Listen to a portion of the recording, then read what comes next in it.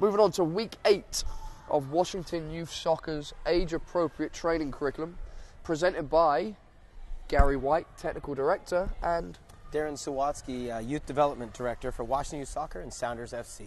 So as we move on to the last segment of the U8 program, we're going to start focusing on attacking duels. And when we talk about duels, we're talking about the 1v1s and the 2v2s. And these are the areas where players need to spend more time on, Darren. And it's the exciting part. We're talking about how do you win a 1v1 duel? How do you unbalance a defender? You'll find that the kids find different ways of doing this.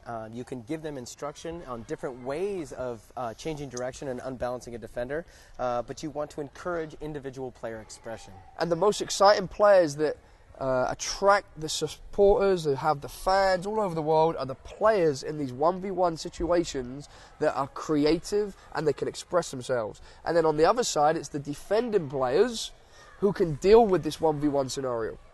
Exactly right. You know, people pay to come watch professional players play that can do magical things on the ball. And that all starts right here. You want to make sure that all wording is positive. Negative wording stops kids from trying new creative opportunities, and that's the most important part of this part of the training. So in the warm-up stage for the attacking duel, it's a 20 by 20 yard area. Each player has a ball. Let's talk about that. It is so important that you be economic with your training, Darren, because you can't have lines, because players are out there for a very small time anyway. A very limited amount of time during the training sessions. So try to ensure that each player always has a ball.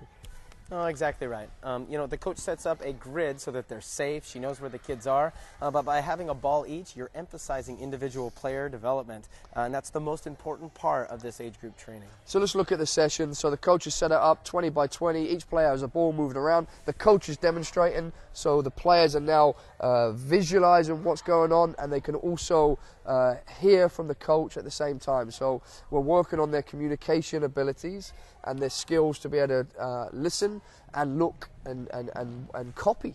So the coach is doing a great job in demonstrating. Again, they're having fun, they're moving around, you'll see smiles on their faces, they're working on technique, but again, she's preparing them for the next stages of this training activity.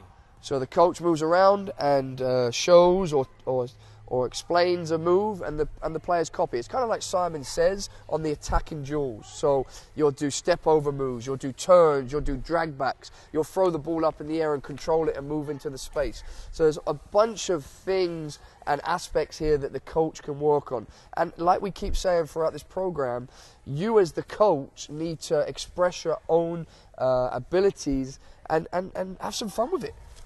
And last thing within this part of the warm-up, you want to encourage expression, unbalancing defenders, change of direction, change of speed. If you find that a player comes up with their own move that actually works quite well, give it a name, encourage it, allow them to express that, and you'll find that other kids follow suit.